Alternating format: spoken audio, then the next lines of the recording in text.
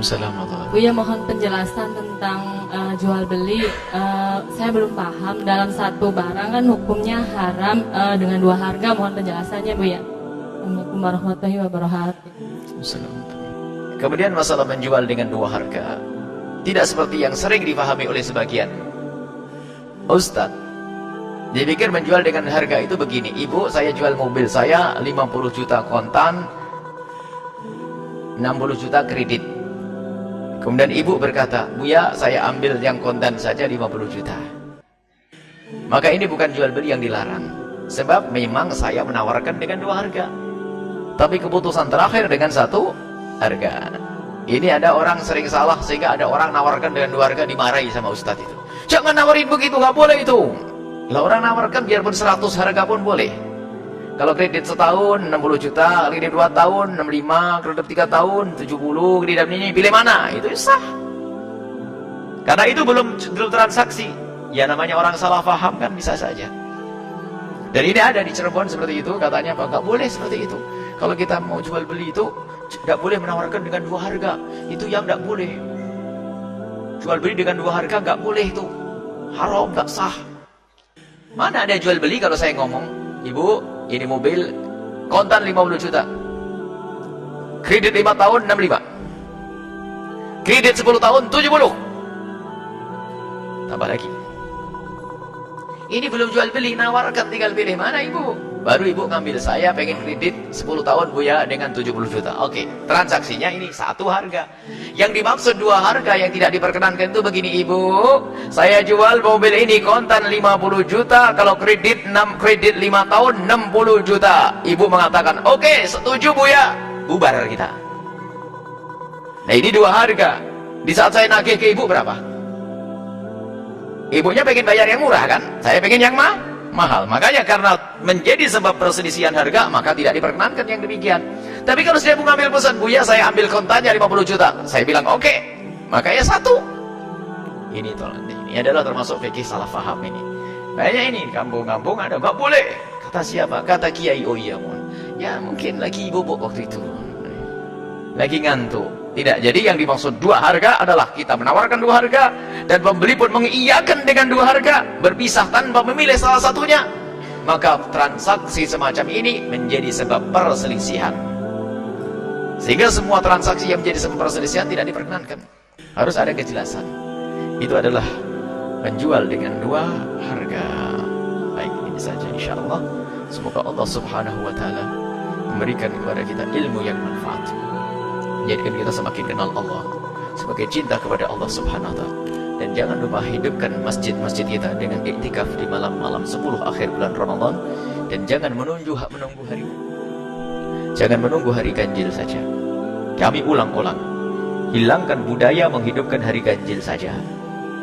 Sebab budayanya orang-orang soleh, ulama bukan seperti itu. Mereka menghidupkan semua malam-malam 10 akhir bulan Ramadan, hanya beliau menekankan di hari ganjil. Rupanya kita yang faham hanya penekanannya di hari ganjil, tak hari yang lainnya tidak dihidupkan. Ini kan problem. Dan mohon dicermati, setiap masjid yang biasa gaya, tanggal 21 saja ini adalah malam Lailatul Qadaran, itu dijamin jamaahnya diajak esok hari ke masjid lagi sudah nggak mau. Kalau ditanya sudah ke masjid, yuk kita cari Lailatul Qadar, sudah saya kemarin Lailatul Qadaran. Adapun yang terjadi di tempat-tempat seperti Hadramut, misalnya ada malam khatam malam 21, khatam tanggal 23, khatam Quran, itu bukan berarti di hari sebelumnya nggak ada itikaf, nggak ada. Hanya difokuskan di hari itu untuk khatamul Quran agar orang dari tempat lain kumpul di situ. Tapi selain hari itu di tempat lain mereka juga ibadah. Jangan salah paham, lihat. Makanya ada sebuah masjid karena biasa tanggal 27-an misalnya, atau 25-an itu, coba diramekan, waduh susahnya setengah mati. Karena sudah terbiasa dengan Lailatul Qadarnya tanggal 25. Jadi bikin Lailatul Qadar, sudah memastikan dia lebih tahu dari Rasulullah. Dan jangan suka mencari-cari istilah Lailatul Qadar, tidak usah jadi tanda-tanda. Lailatul Qadar disembunyikan oleh Allah, selagi disembunyikan, anggap itu sembunyi. Coba kalau sudah ada yang ngomong, sepertinya Lailatul Qadar itu tanggal 25. Oh iya, ada tanda, waduh sudah kelewat. Sudah kelewat. Besok diajak, yuk itikafan. Oh sudah kelewat, ngapain? Disembunyikan, dan Nabi sendiri mengatakan disembunyikan nih. Gak usah sok tahu tentang Lailatul Qadar, mimpi lihat terang matahari, lampu senter tuh. Sudah ada usah hayal, Kita kata Imam Haddad, hidupkan malam-malam Ramadan, 10 akhir bulan Ramadan. Yang Nabi SAW menghidupkan 10 akhir bulan Ramadan. Nggak dipilah itu hari ganjil atau hari genap, menghidupkan 10 akhir Ramadan. Maka itu akan beruntung nanti. Karena ada tidak pasti kalau itu di hari ganjil, bisa jadi hari genap. Ayo kita hidupkan nanti malam tanggal 26. Jangan hanya milih tanggal 25. Cuman kayaknya masih ada yang punya pemahaman seperti itu. Coba kalau di masjid-masjid At-Taqwa, kalau setelah tanggal ganjil, waduh sampai kemana-mana. Kalau selain ganjil, alhamdulillah rame, masya Allah. Sudah rame, memang di sana tidak ada budaya tanggal 21, 23, gak ada. Tapi memang ada sebagian orang yang keyakinannya kalau sudah tanggal genap tidur mereka. Jadi menunggu hari raya. Ya semakin jarang nongkrongin Lailatul Qadar, ya kesempatannya untuk dapat juga berkurang.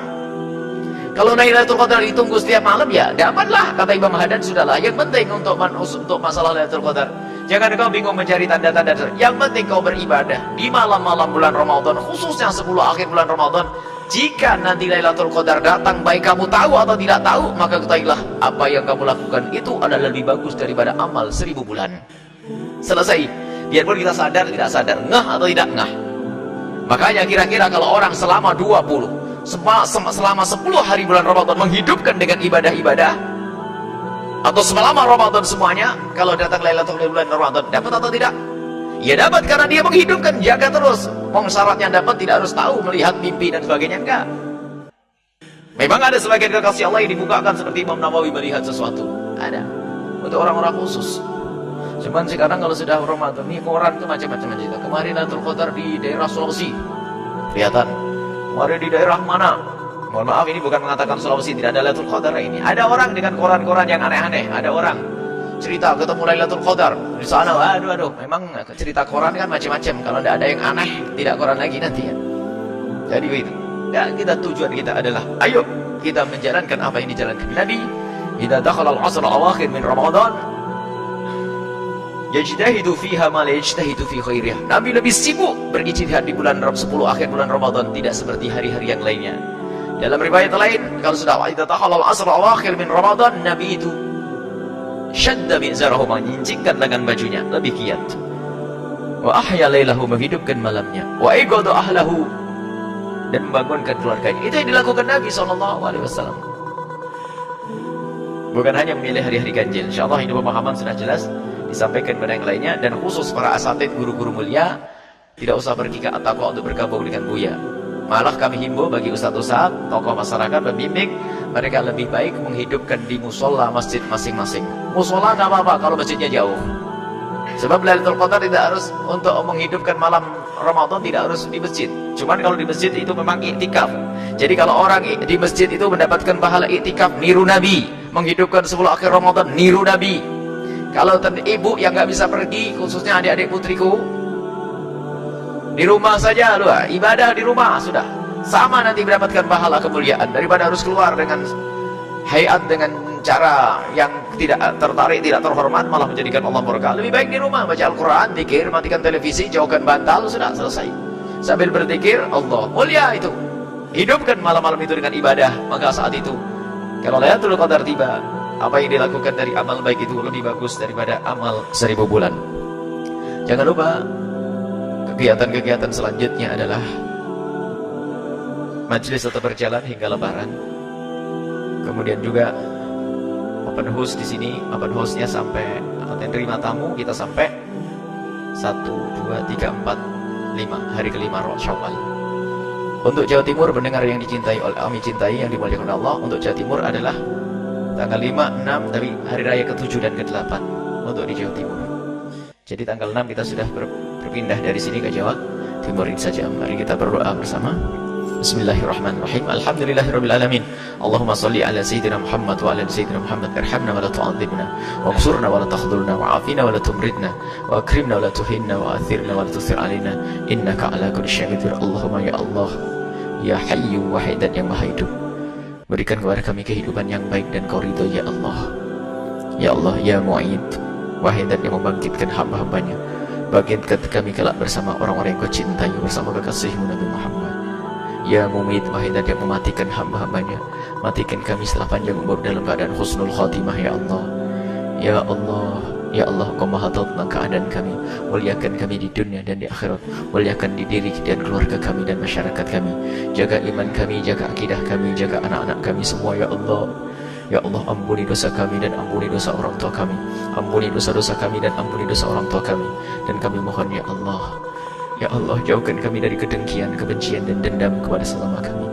Kami ingin hidup kami indah dengan sesama kami dengan cinta karenamu. Dan kami mohon wujudkan keindahan dalam rumah tangga kami, suami istri yang saling mencintai karena dengan ya Allah, dengan anak soleh solehah yang dibanggakan oleh kekasihmu Nabi Muhammad. Dan kami mohon ya Allah, cukupkan kami dengan yang halal darimu ya Allah, sehingga kami tidak butuh dengan yang haram ya Allah. Dan kami mohon jauhkan kami dari keharaman ya Allah, jauhkan kami dari segala kemaksiatan ya Allah, dan ampuni dosa kami ya Allah, jangan sisakan sedikit pun dari dosa-dosa itu. Dan kami mohon ampuni orang tua kami dan guru-guru kami, yang sempit rezeki lapangkan dengan rezeki yang halal penuh berkah, yang sakit sembuhkan, yang punya hutang mudahkan kami dalam bayar hutang-hutang kami, yang belum menikah dan sudah berkeinginan untuk menikah, kami mohon jaga kehormatan mereka, kemuliaan mereka, mudahkan mereka untuk bertemu dengan jodoh orang yang kau ridhai, yang kau muliakan, yang menjadi sebab mereka mulia di dunia dan di akhirat ya Allah. Berikan kepada kami semua yang berjuang di sini keikhlasan, ketulusan. Semua yang berjuang di sini ketulusan dan keikhlasan ya Allah. Semua yang berjuang di sini ketulusan dan keikhlasan ya Allah. Dan kami mohon ya Allah, kami mohon ya Allah, kami mohon ya Allah, kirimkan ke tempat ini orang tulus dan ikhlas ya Allah, dan jadikan kami bersama mereka. Engkau maha tahu tentang keadaan di sini ya Allah, pembangunan ya Allah, ya Allah, untuk mengadakan sarana untuk belajar para hamba-hamba yang diwasiatkan oleh kekasihmu Nabi Muhammad, untuk memuliakan para penuntut ilmu. Maka kami mohon kirimkan ke sini, ke tempat ini, hamba-hambamu yang akan memuliakan para penuntut ilmu itu ya Allah, dan jadikan mereka kelak ulama-ulama kekasihmu Nabi Muhammad. Berikan kepada kami dan mereka semua ilmu yang bermanfaat. Panjangkan umur kami dan umur mereka semua dalam ketaatan serta sehat walafiat, dan berikan kepada kami semua husnul khotimah, mati dalam keadaan iman. Dan kami mohon ya Allah, jadikan ucapan kami di akhir hayat kami kelak, saat Engkau hendak mencabut nyawa kami. Kami ingin saat itu ya Allah, hati dan lidah kami mampu mengucapkan kalimat agung dan mulia, La ilaha illallah Muhammadur Rasulullah, La ilaha illallah Muhammadur Rasulullah, La ilaha illallah Muhammadur Rasulullah sallallahu alaihi wasallam. Rabbana atina fid dunya hasanah wa fil akhirati hasanah wa qina adzabannar. Wa sallallahu ala sayyidina Muhammadin wa ala alihi wa sahbihi wasallam. Walhamdulillahi rabbil alamin.